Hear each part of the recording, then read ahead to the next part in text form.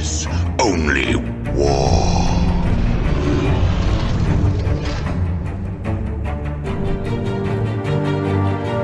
What's up, gents? 40k Dirtbags here. So we're doing our first video in the battle bunker that we get to kind of see the full view. We're going to be testing out streaming coming up very soon. But thanks for clicking on the video. We're doing a how to build Grey Knight video before 10th edition comes out. I wanted to get this out to you guys as soon as possible. There's going to be a lot of how-to videos coming up on the channel. Again, before 10th edition kind of just got thrown onto us really quickly for our content, creators. So I want to make a how-to build Grey Knight list for the units that are going to be good for the rest of Arks of Omen. We'll do an updated video once 10th edition comes out. We're going to be talking about a lot of units that are going to be used in almost every single list that you guys make. There's some fun units that you can be bringing in tournaments, RTTs, whatever it may be, but we're going to be mainly focusing on the units that I've been using for the past 2.5 years in the tournament setting. I did get ranked #1 Grey Knight player in the world, so that was cool. So I have some say, I guess, a little bit on what Grey Knight is good in tournaments, but I don't want to kind of talk about that at all. So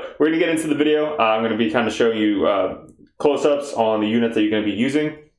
This video is, again, first video we're testing out, first full view, and then you're going to be kind of zoomed in on some units down here. But streams are going to be coming soon. Again, obviously you can see that we're working on this setup. We have a new camera. This is a camera. Let me know how it is. And then we're also going to be using the gimbal, which I actually have right here. The gimbal is for the battle reports that you guys see on the channel. So there's not going to be that much shaking going on when you guys will be watching the reports. So one of the guys actually commented, and I've been reading a lot of comments about the motion of that and stuff like that. But besides that, let's get into what you guys clicked on the video for. So we're going to be doing, I don't know how long the video is going to be ending up because there's going to be a lot to talk about with the specific units. And then the next video after this, I'm sure you guys are going to be seeing it and clicking on it. But if you're not, definitely hit the subscribe and notification bell so you see them pop up. But it's going to be a Grey Knight tactical video, which I've been thinking about for a long time now. Again, these tactics and videos are going to be put up as soon as possible so that way you guys can be using this for the rest of 9th edition before 10th edition comes out. Once 10th edition comes out, I'll be updating all these videos with new units to be run, new war gear, new psychic powers, which aren't going to be in the psychic phase anymore. But besides that, guys, let's get into the video.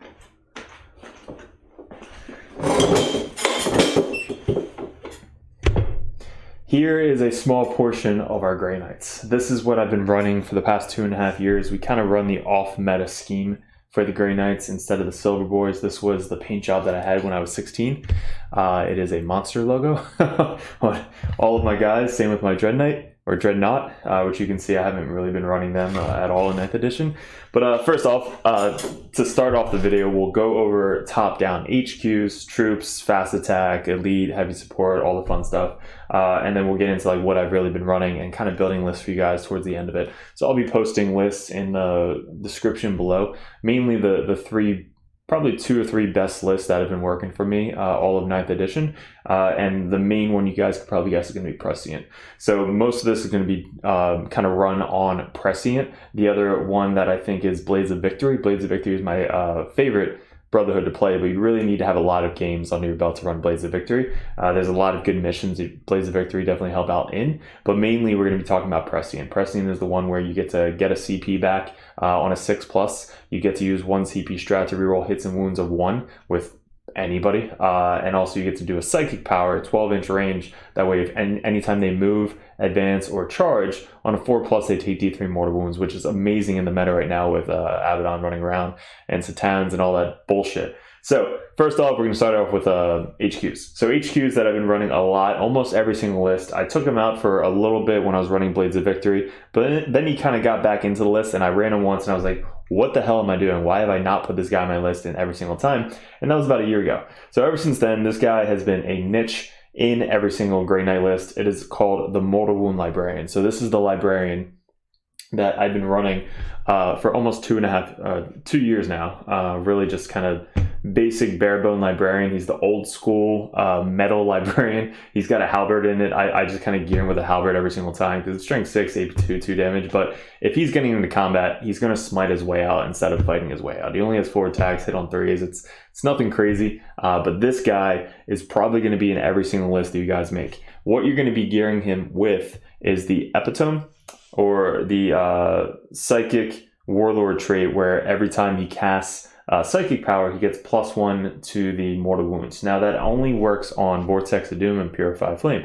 It doesn't work on Smite, it's Witch Fires. So those two are Witch Fires, so that way when you cast, you get +1 to the mortal wound. Now it doesn't work with the Vortex of Doom additional splash damage, which some people when it first came out were doing it that way, but it does 2d3 +1 mortal wounds. So you're almost going to be taking that every single time. Another thing I like to put on my Mortal Wound Librarian is the Caruxus Relic, where you get +1 to his armor save and a 5-up Feel No Pain. That makes him super tanky anytime he gets shot at. If you put him in cover coming in from Deep Strike, he basically has +2 to his armor save. When Armor Contempt was around, which was insane, he got +3 to his armor save. So this guy was almost unkillable when Armor Contempt was coming around. So if you don't want to run the Relic on him, you can run just the Warlord trait on him, which is going to cost you 1 CP, but trust me, it's worth it every single time. He comes down, he does a shit ton of mortal wounds. He does 2 powers automatically. You can spend 1 CP to do an additional power, and you can spend 1 CP to roll 3 dice, drop the lowest, and you can spend 1 CP to extend the range. So those are going to be the 3 main CP stratagems that you're going to be using on the Mortal Wound Librarian. So again, this guy is going to be almost in every single list, even small games. Him in small games, he could just nuke things off the table. With Teleport Assault being huge in 9th edition for the Arks of Omen, he is one of the main benefactors of getting Teleport Assault. I'm going to do a how-to tactical video for the Grey Knights, so there's going to be a ton of content about each individual squad that are going to be little tricks that has been working for Grey Knights. But again, let's go back to this guy. This guy is so good. His gear is free now, so you can bring a Combi Melter or Combi Plasma. I actually like the Combi Plasmas because he gets to shoot at 24 inches if you kind of gate him away or he's not close enough. But when he comes down, usually he wants to be within 12 to 15 inches when he comes down, because when you extend the range by 6 inches, you're going to extend that Purify Flame to 15 inches away. So you don't have to actually be 9 inches away. You can be 15 inches away and still be able to shoot Combi Plasma. So if you're within 12 inches, you can shoot a Combi Plasma twice. And it's strength 7, AP 3, 1 damage. You don't really want to overcharge with the Combi Plasma, but at least you get another chance to do an additional wound, maybe to that character, maybe to that tank, maybe to that one unit that you want to kill. That extra, really high AP damage output from his Combi Plasma is why I put the Plasma on him. The Melta, trust me, I've been trying the Melta since he came out. I love it, but he never hits. When you want him to hit on a 3+, he never hits on a 3+. So I'd rather just have the Plasma just to kind of shoot twice from rapid fire or shoot 1 long shot from 24 inches away with a really high powered weapon. So that's the first character, is the Mortal Wound Librarian. He is definitely a beast in the list. The second character I like to talk about is Drago. I'm not sure why we didn't bring him out first, but Drago is the supreme Grand Master of the Grey Knights. He's just the best of the best. He's scary. He deters people from getting into your backfield. He knows 3 powers. He can cast 2 of them. He's got a 3+ invuln save, which is very rare in an army like this. He's got a Titan Sword, which they fact is the weapon that does mortal wounds as well. So I think it's like 3 or 4 damage. It's AP 4, 3 damage with pure amplification going off. It's 4 damage, which is just bonkers, and 6 is do mortal wounds. So this guy is really just sitting in your backfield. How I've been using him is behind cover, buffing up units, buffing up the Dreadknight, and casting 2 powers every single turn. You can spend 1 CP and cast 3 powers. Most of the time you're going to be saving that for your Librarian. But Drago, he's 165 points now, so he was 180, got reduced down recently in Arks of Omen, and he's going to be your main buffer, doing a Gate of Affinity to get Teleport Assault off on the units. With Blades of Victory, you can throw out reroll hits on a Interceptor squad, so that way they can run up and just nuke something turn 1. So if you're not running Blades of Victory, he's usually going to be camping out in the backfield, protecting the backfield, so that way if anybody comes down, he just moves out and takes them off the board. People don't really want to shoot at him because there's 3-up invuln save. And just being able to cast 2 powers and be such a beat stick in the backfield. That's kind of why I've been running him, and that's why a lot of people put him on the battlefield. You can run another Librarian in his place if you want to just save on points, but the Librarian isn't going to have the presence that the Drago is going to be bringing in your backfield. So if you have the points, usually it's a Drago, Mortarwind Librarian, and 2 other characters. But if you don't have the points, you could just run 2 Librarians or 1 Librarian and skip out on the buffing unit. But he is very good in Arks of Omen and in any Grey Knight list. The reroll all hits is really good if you're going to be running probably 2+ Dreadknights. 1 Dreadknight can get the buff from the Tech Priest, the other Dreadknight can get the full rerolls to hit. I love the full rerolls to hit if you're going to be running hammers on your Dreadknights, because hammers hitting on 4s, it's not the best. But him giving full rerolls to hit on a Dreadknight to shooting and when he gets into combat is huge. So also the 1 CP strat to do sideboard ammunition on a squad, with the interceptors hopping out, spending 1 CP for sideboard ammunition, all rerolls, 6's auto wound is such a good combo.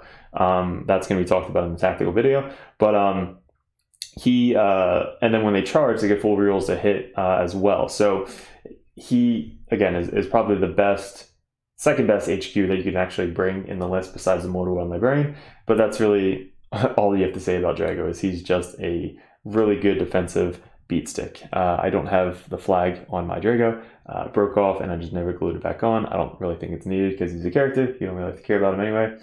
Lastly, the kind of must-have go-to is the Tech Marine. Now, when Arks of Omen came out and the Armor of Contempt went away, AP2 weapons and AP1 really became back in the meta. So Dreadknights became back in the meta. So having a Tech Marine coming in there to buff and heal the Dreadknights are huge. So you used to be able to kind of not run him and not really care about the Dreadknights. You just run infantry, paladins, Drago, Bannermen, all that stuff. But with the Dreadknights coming back into it, you're probably going to be running 1 to 2 of these guys. They have a lot of firepower when they're in the backfield. They can have a flamer, they have a plasma pistol, they have a bolt gun, they have 4 attacks with an axe and 1 attacks with a power thingy on his back. So he, in the list, especially for Prescient, is going to be your character that's sitting in the backfield and casting Divination every single turn.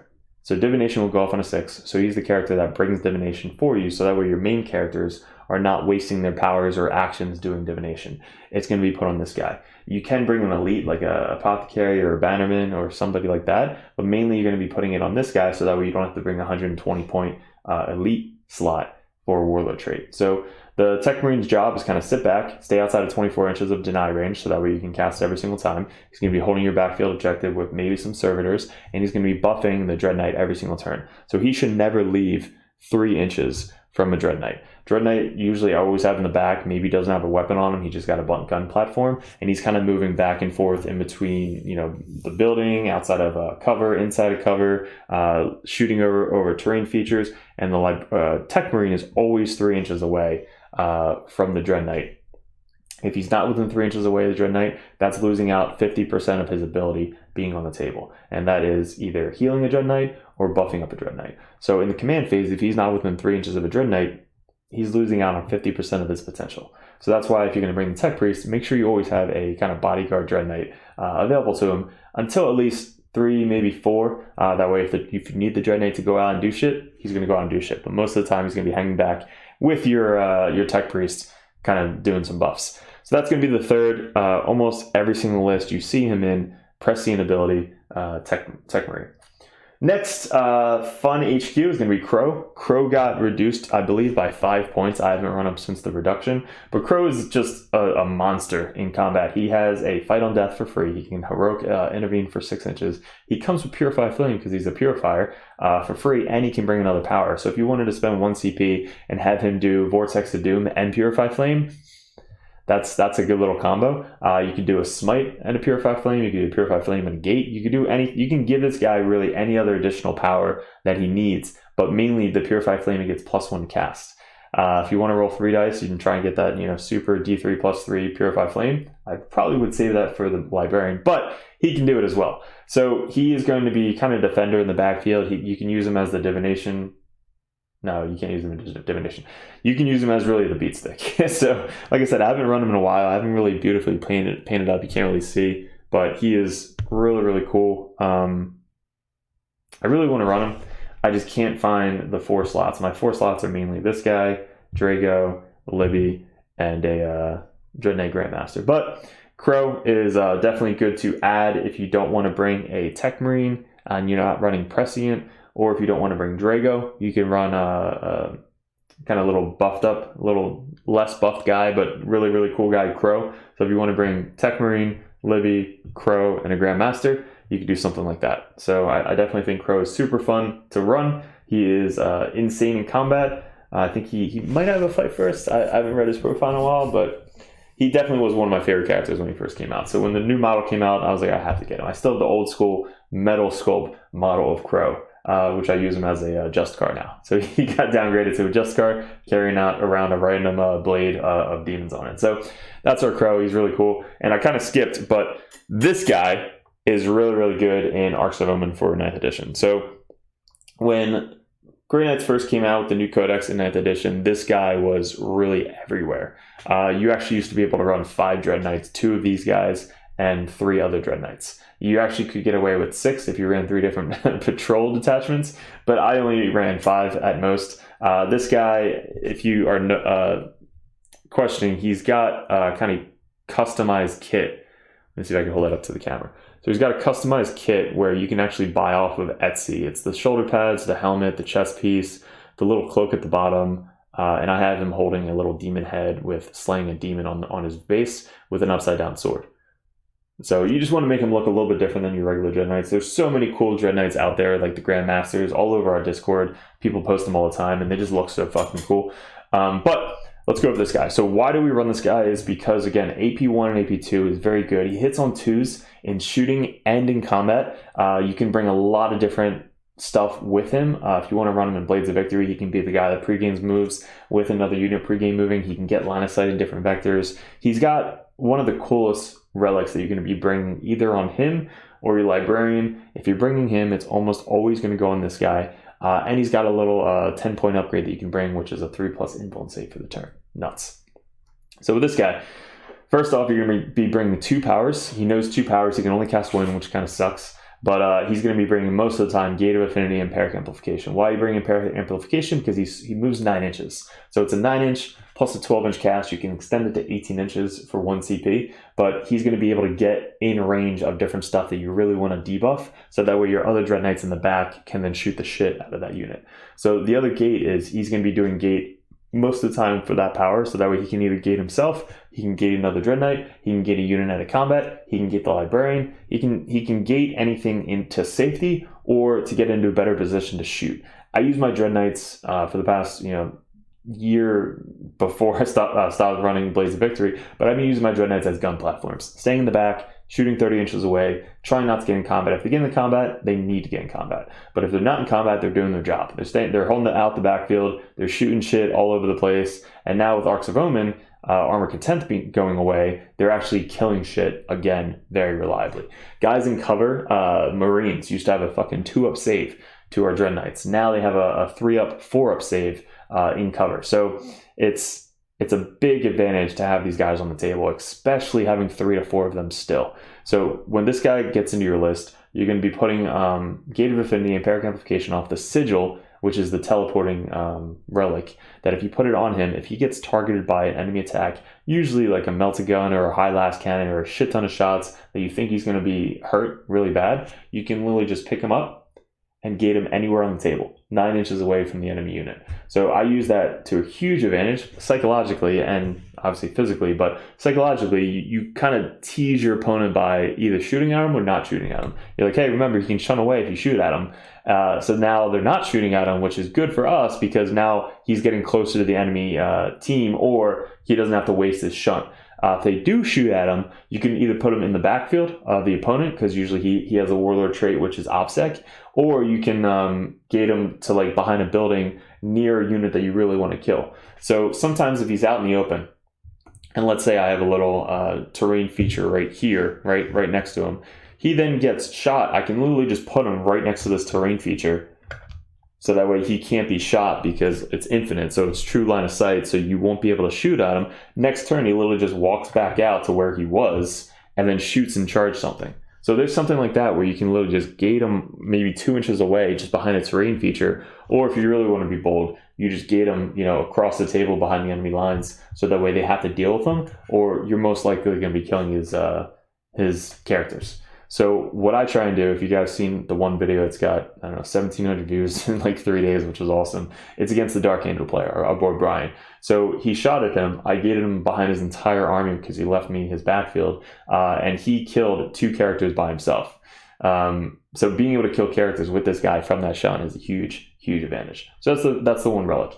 The next thing you're going to be able to do is he can bring 2 warlord traits. First warlord trait is going to be 1 CP, but the second warlord trait most of the time is worth another CP if you're bringing Blades of Victory. So the Blade of Victory warlord trait is he actually gets the pregame move 6 inches with another core unit that's within 9 inches of him, gets the pregame move 6 inches. Then they both get to activate on turn 1, so this thing then moves 12 inches, this guy moves then 9 inches. That's a 15-inch pregame move, essentially, with Blades of Victory, and these guys get an 18-inch pregame move. So that's one warlord trait. The second warlord trait you can bring is First to the Fray, which him and anybody within engagement range, if they charge that unit, gets +1 to the charge. So it really helps with deep strikes, coming out of deep strike, needing an 8 on the charge. Other units that you gate up with Gate of Affinity that gets a charge turn 1. Another unit that you bring up, then he moves up, charge, a guy that got gated, charge, guy that deep strikes, charge. Like there's a lot of different combos you can bring with that.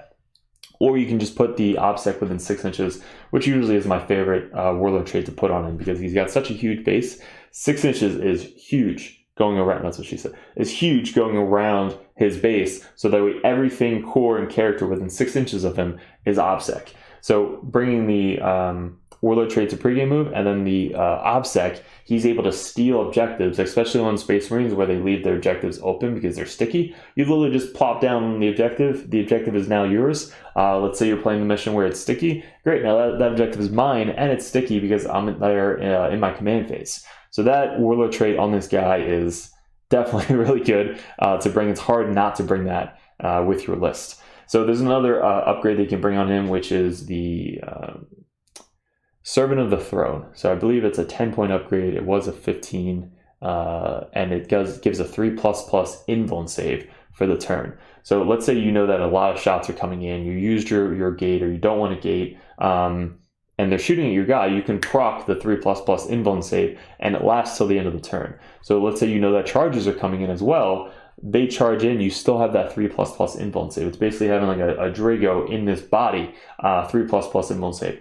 That has lasted him so much longer than just having the 4-up invuln save, because they didn't get armor content before, so that 2-up, 3-up was huge when people shot and charged at him. So that's the upgrades you're going to be bringing on your Dreadknight Grandmaster. The weapons are going to be the side cannon silencer, probably 90% of the time. The sword is just too good not to bring on the Grandmaster. You can be bringing the hammer. I do kind of agree with a lot of the people that bring hammers, because then he hits on 3s instead of hitting on 4s like a regular Dreadknight. But hitting on 2s with the sword, especially the sweep now, because Arks of Omen AP2 is huge.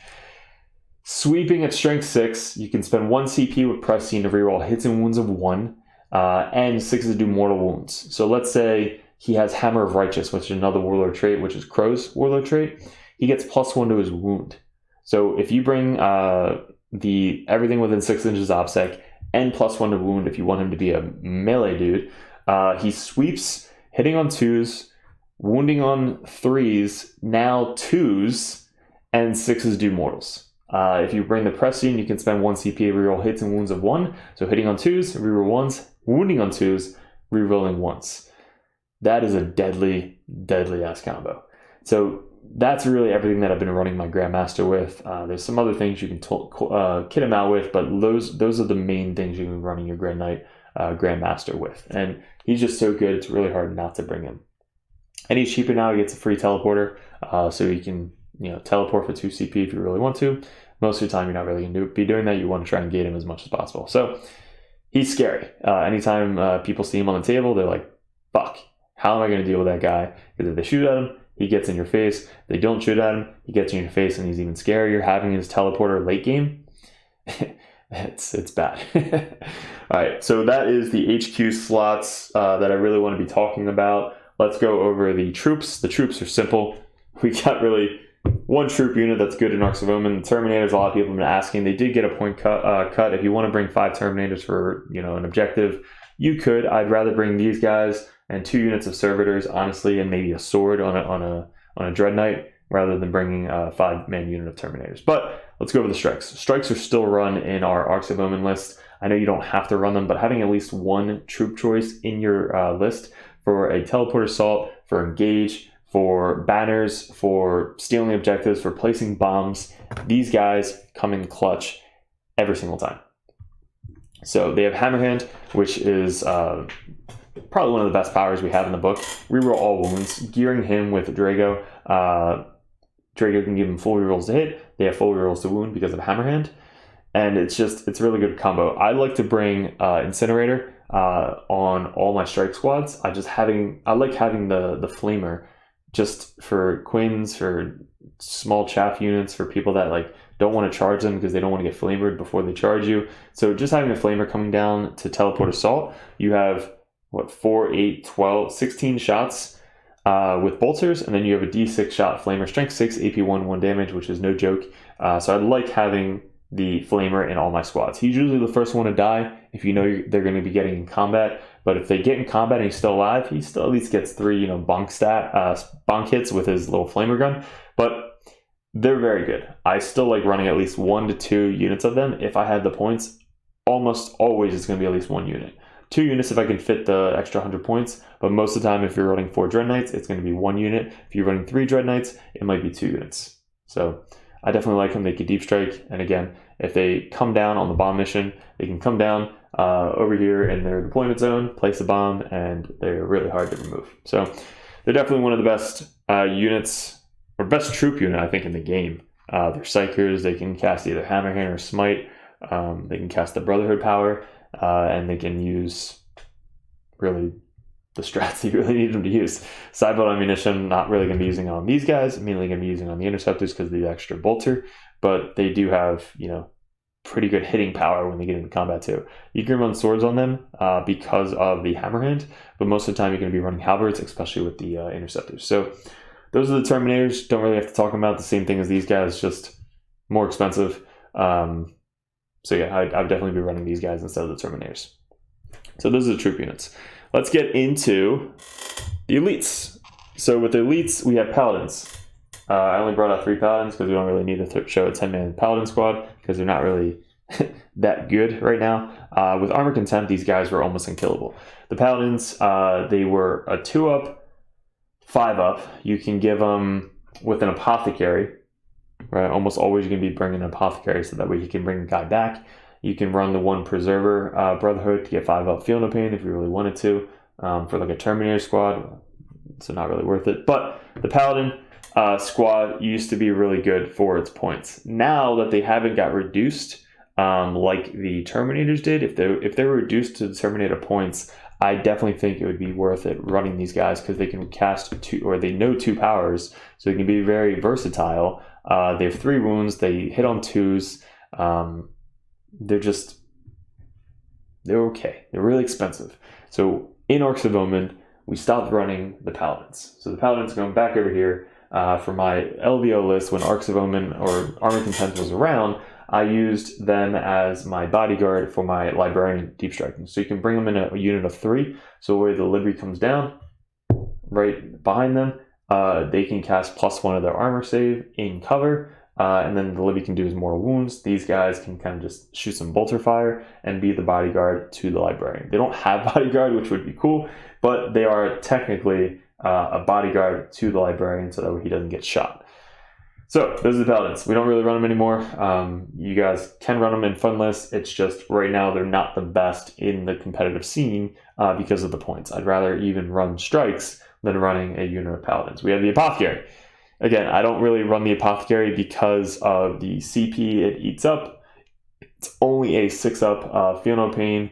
He is slow. He's got to be, within 3 inches of units to get the Field of Pain. He can be the divination target if you want to bring him in and just be casting divination instead of your tech priest. But most of the list is going to be having Dreadknights, so he doesn't really heal Dreadknights and doesn't really do anything for Dreadknights. So the Apothecary is going to go back over there. We have Dreadnoughts. So Dreadnoughts are coming back into the fold. I think the Dreadnoughts are cool because they still have the -1 damage. They're Psychers. They can be gated. They can come in from reserves now, kind of like you see Helbrutes being run. They are about 135 points for the base Dreadnought. You can bring the Melta close combat weapon if you're walking them on. If you want to put them in a Storm Raven, you can do that. Which I forgot. How's my Storm Raven somewhere? I ran it the other day. It's not the best, but it's fun. So we'll talk about that in a little bit. But Dreadnought, a good combo, which is going to be talked about in the tactical video, is you can put him within 6 inches, basically like this, and you have a whole bunch of Dreadknights around him. He can spend 1 CP, and everything around them gets reroll 1s to wound. So you can make him kind of like a little gun platform with a missile launcher and a last cannon, which I believe is cheaper now or free. I think it's cheaper. I think it's 10 points. But he gets to kind of sit back, be a gun platform, surrounded by a bunch of Dreadknights. Let's say you have this Dreadknight and this guy right here, and then you have all the other Dreadknights, one here, one here, one here, one here, and then they're all within 6 inches of each other. So everybody here gets to reroll 1s to hit, and everybody here gets to reroll 1s to wound. That's pretty good. That's for 1 CP. So rerolling 1s to hit and 1s to wound with a buff of, let's say, this guy giving 1 Dreadknight hitting on 2s. This guy already hits on 2s. And then Drago giving another Dreadknight rerolling all hits. So that little castle is going to kill almost anything that's shooting. So that's a very, very good combo with the Dreadknight sitting back and kind of just being a little gun platform for the Dreadknights. So I like bringing them. If you want to bring a Venerable Dread, I think it'd be better. I think it's worth the points. Honestly, I think it's 150 points to bring a Last Cannon Missile Dreadknight or Venerable Dread that hits on 2s himself, so that we don't have to really worry about rerolling. Because the Venerable Dread won't get the reroll 1s to hit, but the other one I believe is core, so he will. So yeah, it's just a little good combo. I think Dreads are still good to run if you really want to run 1 Dread. If you want to run Sword Bearers, I have a Sword Bearers list. It's not the most competitive, but it's fun. It usually has 1 to 2 of these guys, 1 to come out of a Storm Raven, 1 to kind of sit back and shoot, or you can have 2 of them infiltrate on turn 2, like outflank, and shoot something with their multi-meltas coming in, hitting on 2s. So that's a good little combo. What else do we have? We have these guys, the Servitors. My Servitors are painted like crazy people. So we have Mario, the Incredible Hulk, we have Homer Simpson, and Superman. I painted these when I was 16 when I did the monster, so don't worry about it. The Servitors are definitely one of the best, cheapest units to bring in Granites, which we're going to do a little bit of tactics in the tactical video coming up. But these guys are 30 points. They have 4 models in the unit for 30 points. You can spread them out 2 inches, which is pretty far. So they're spread out, blocking out about 12 inches of your backfield. So let's say you're putting them in the corner. You can measure 9 inches away from the corner and then kind of chain them out like this. So the way everything over here, they can't deep strike in because you're 4 30-man Servitor units. Now, if they want to spend their tanks or units to try and shoot at these guys, great, no problem, shoot at them. That's worth the 30 points to me right then and there. But most of the time, they're going to be behind cover, behind a wall, in the ruin. That way they can't even be seen, but they're still blocking out the backfield. There's a lot of cover that you can be putting out, especially on player place terrain. If you just put 1 terrain feature right here, a little brick, right, a little structure, they could just be hiding right behind the structure and block out the whole backfield for 30 points. So spending 30 points on these guys in every single list, I definitely think is worth it. I usually run 1 to 2 in all my lists. If I have an extra 25 points, I'm like, wow, where can I shave down 5 points to bring another unit of these guys? Most of the time, it's taking out a sword and putting on a hammer. Putting on a hammer with your Dreadknights. So that way you get the extra 5 points, so that way you can bring another unit of Servitors. So that way 1 unit can be blocking out this side, 1 unit can be blocking out that side. You can put them in reserves, walk on and do an action. Usually turn 1, they're walking up, doing a banner, and then turn 2, they're running in the backfield to do that. They help out with lookout serve. You have your little tech marine by himself back here, and they got lob shots. They're not going to be lobbing it into your tech priest because this unit is protecting him from getting shot. So for everything they do for 30 points, 100% worth it for our Grey Knights, because we don't really have a lot of cheap units. You can bring, I believe they changed it up, you can bring like an Inquisitor unit for like 20 points, two guys for 20 points. They're 30 and you get 4 of them. And they got Grey Knight keywords. So they have a 5-up mortal wound save. That's going to be in the tactical video. And also they can benefit from cover. So it's pretty cool. That is the servitors. I definitely, again, think they should be in every single list for what they do for their points. Now we got Banner. He's going to be in the tactical video because there's a fun thing that you can do with him. But I don't really bring him anymore. He was cool. You can give him a relic to cast a fight first ability. I believe it's the Vault relic. If you guys find that, I usually put that on him or the Apothecary, so that way they can kind of just sit back and do the thing. Or you can put the relic, the Refining Banner, to kind of put the banner down. Everything within 6 inches or 12 can take D3 mortal wounds. So he's a cool little addition. And that's really all the elites that you really have to talk about in this list, honestly. Dedicated transports. Let's go over these real quick. So we have the Rhino, which is old school, tiny Rhino. You can hide it in a bunch of places. This is the regular Rhino. It's a little bit bigger, right? But mainly you're going to be bringing a Rhino, whether it be this guy or this guy. But with the Rhinos, you can put your Interceptors in the Rhino. That is going to be huge about the tactical video coming up. But the Interceptors are not jump pack. They're infantry. So they can go in here even though they have teleporters, which means they have a 15-inch threat range getting out of their Rhinos. Rhinos are huge if you're going to be running 20 to 30 Interceptors. I think having 20 Interceptors is maybe the cutoff. Having 25, you need a Rhino. Having 30, you want a Rhino. So 20, maybe if you have 15 Interceptors, not really worth it. But if I have 20 Interceptors, I'm going to be bringing a Rhino in the list, which is about 80 points. You can give it a Combi Melta now, and maybe an additional Storm Bolter, but you can't can't give it a Havoc Launcher, which I don't understand why. The Rhino is literally sitting behind cover, behind a wall, maybe 1 inch away from the wall, so it can't get charged, and it's literally just giving an additional 3 units to your jump pack Interceptors to get a 15-inch threat range, either over a unit to charge a character, which Kivo loves, or over another unit to charge a unit that's squishier, or they're just getting the first charge off, turn 1 with another unit in the building. That one mission where you start 9 inches away from, or 18 inches away from each other with a circle in the center, they're literally right against the wall in turn 1, then you then just hop them out 15 inches and have like a 3-inch charge turn 1. So that is kind of why you're going to be bringing the Rhino. The Rhino also could be used late game for engaged. You can use it for the one Allspect mission where it can do actions. So anything can do the action. So the Rhino just sitting on the objective can do the action. And also it moves 12, like it's really quick, and you can advance it. So that way if you advance it, it can get engaged if you really needed to, or you can move it up 12 inches and charge something to stop an Overwatch. So let's say you have a really juicy Interceptor unit fully buffed up, but then you have like a Flamer unit right in front of you. You kind of move these guys next to the Interceptors, and then you get that little charge off. So that way they have to choose, do they want to kill a Rhino, or do they want to save it for these guys, which they can't if this guy's in combat with them. So again, tactical video, a lot of stuff coming up, but and also they have the move, shoot, move. So they can move out and then shoot, and then hop back into the Rhino, because it's 2 different phases, which I'm not sure how it's going to work in 10th edition, because the psychic phase supposedly is going away, or maybe in the command phase, which it still would technically work.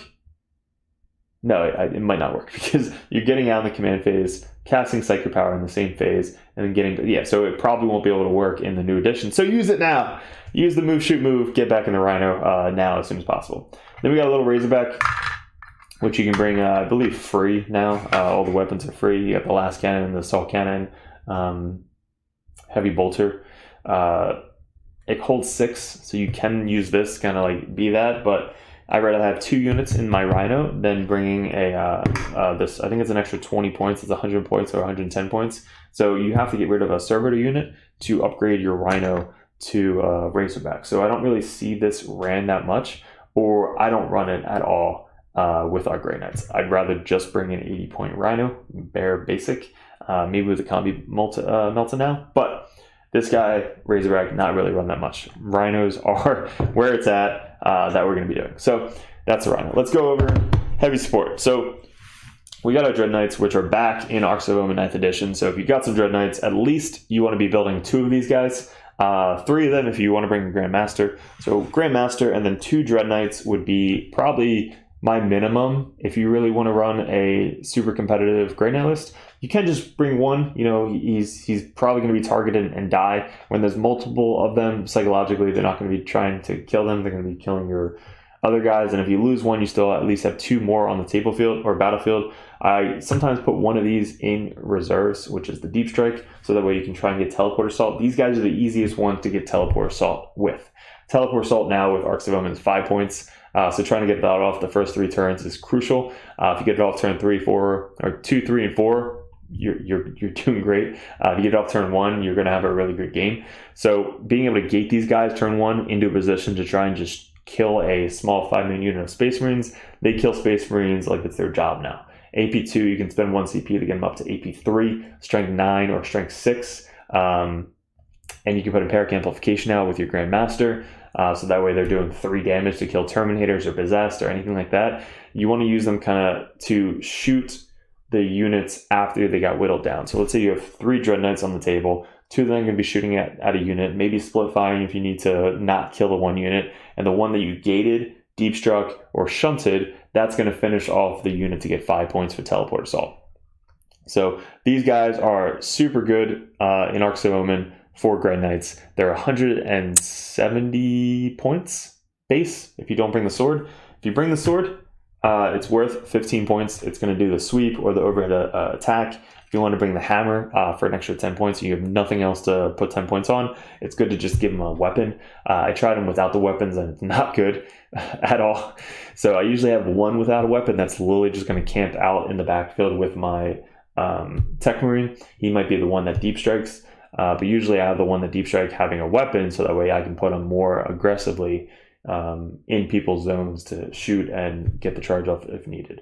But these guys, again, are going to be very good for Teleport Assault. They kill Marines pretty easily. There are tank busters. If I run an all-infantry list, I'm afraid of tanks. Like, I don't really have anything to kill tanks. There's a lot of stuff like the Iron Hands builds, the Votan builds, the Imperial Guard now builds. So you have to be very careful with these guys to get shot. So you want to keep them behind cover as much as possible. And when they are ready to peek their head out, they have to get their points worth. So they're 170 points to 185 points. They all have teleporters for free now, so they can spend 1 CP to fall back, shoot, and charge. Or they can shunt for 2 CP, or you can just gate them for a psychic power. But they have to get their points back. If they can get 5 points, you know, for victory points by getting Teleport Assault off and killing a unit, let's say 120, 130 point unit, that might be worth a good trade. And they soak up a lot of damage. They have a 2-up, 4-up, which is pretty good. They're toughness 6. And they have 5 attacks, 10 with the sweep. You can give them +1 to hit with the Tech Marine in the shooting phase. And they can spend 1 CP to reroll hits and wounds of 1 with the Prescient ability. So again, they're really, really good. They're probably our best heavy support unit. I can talk about the Purgation Squad, which they are being talked about a lot now. I love my Purgation Squad with 4 Flamers. A lot of people talking about side cannons with the Purgation Squad, but when they come down, they hit on 4s. If they don't have Drago rerolls or they walk on from reserves, they hit on 4s, which 4s are not very reliable in this game. So having, 3 shots each with the side cannons, you can spend 1 CP getting up to strength 8, AP2, 2 damage, so they're basically heavy side cannons. But you have to spend another CP to give them +1 to hits. So they're CP hungry, and I'd rather just use them to kind of kill easier units with 4 Flamers coming down from reserves to get Teleport Assault. They can finish off a unit, so let's say they come down within, 9 inches, they can shoot 12 inches with their Flamers. Strength 6, AP1, 1 damage, so they can clear off an objective. They can shoot at a unit that you really want to kill, like the drones, before you kill the jump guys with Tau. So they're really good for Teleport Assault. Purgation Squad, I believe, are 100 points now, 110 points, so they're really worth the points. But again, if I can bring 2 of the Dreadknights and maybe a Purgation Squad, that would be a really good combo. But again, my Purgation Squads are going to have the Flamers, not the side cannons. You can bring silencers, but it's the same thing. They hit on 4s. They're heavy. They have, I believe, 6 shots, so they have a ton of shots, but they're only strength 4. Yeah, they're only strength 4, AP1, 1 damage. So they kill a bunch of stuff, but again, the Flamer's auto hit, strength 6, AP 1, 1 damage, 4d6 shots. So yeah, I think the Purgation Squad is definitely worth it now in Arks of Omen for the Teleport Assault specifically. So that is kind of the rundown of all the, if I forgot one, please read me out in the comments. But that is mainly what you're going to be seeing in the Grey Knights list. If you get rid of all of these guys, this is basically what you're going to be seeing in the Grey Knight list. So it's going to be 3 to 4 characters. Right, here's our 4 characters. It's going to be 2 to 3 Dreadknights. It's going to be 20 to 30 Interceptors. And it's going to be 1 to 2 units of Strikes, 1 to 2 units of Servitors, and 1 Rhino. So that is going to be a simple 40k Grey Knight list that will be very good in Arks of Omen, still running up the end of 9th, as well as probably moving into 10th. These guys are just too good. If they're not touched, they don't get point increase or shittier in 10th edition. They're still going to be our best unit in the Codex. Moving 12 inches, Psychers, strength 6 halberds, -2, 2 damage, 6 doom mortals, 4 shots on their bolt guns within 12 inches. Lots of strats. Hopefully they have built-in stuff with 10th edition. But strikes are still one of the best troop units in the game. We have our Grandmaster, which is just such a bully on the table. We have our Dreadknights, which are really good fire support as well as good in combat. We have our Mortal Wound Librarian, which is just scary as hell seeing him come down your backfield. We have Drago, which is just a beat stick. Psyker. We have Tech Marine, which is one of the best buffers we have. We have our Servitors, which is the cheapest unit we can bring on the game. We have our Rhino, which does everything that a Rhino does. And that is going to be our list. Again, you won't need Drago if you want to bring another Tech Marine, if you want to bring another Libby, if you want to just bring a Crow model for shits and giggles. Or you could just run 3 units, but you need to have somebody to do gate every single turn. So he has to be your gate source, or you bring another Librarian to be your gate source. So that way you can at least get Teleport Assault every single turn as much as possible. So you need somebody to reliably cast gate. If this guy spends 1 CP turn 1 to cast gate and put a Sanctuary on a target turn 1, that's worth 1 CP to roll 3 dice, drop the lowest, to make sure you get gate off turn 1 to get that 5 points, and to put Sanctuary on a unit that you know is going to come out or go out and try and cast an objective or whatever it may be. So that hopefully explains to you what is good with Grey Knights, what I've been running for the past year and a half, what got me to the #1 ranked Grey Knight player in the world. Sorry I said it again, but let me know in the comments what you guys think, what some things you guys would suggest, what are some suggestions that you guys have played or liked with the Grey Knight Codex. Again, we're going to be talking about an updated version in 10th edition, right when 10th edition hits. I'll be doing a full guide, full review. Maybe Games Workshop will send me something, I doubt it. But once the rules get leaked, I'll talk about that first, and then once the rules come out, I'll do a whole guide again for you guys. Don't worry, I didn't leave you. I'm still going to be running battle reports on the channel. These Grey Knights still are my love of the game. But thank you to all my Patreons. There's about 33 of you guys. You guys are what make this channel happen, with the lights, with the camera, with the microphone, with the gimbal, with everything that we're adding to the channel. It's all coming from you guys. So if you do like the content, definitely head over to Patreon, head over to the Discord if you guys have any questions, comments, concerns. There's a bunch of fucking awesome dirtbags over there that are just talking about everything about this game. And also all the stuff that's coming up. Make sure you hit the notification bell. And if you like the channel or you like what's coming up, hit the subscribe, I guess, if you want to see more videos. But guys, I really appreciate it. Hopefully you like this type of content, and we'll see you in another video soon.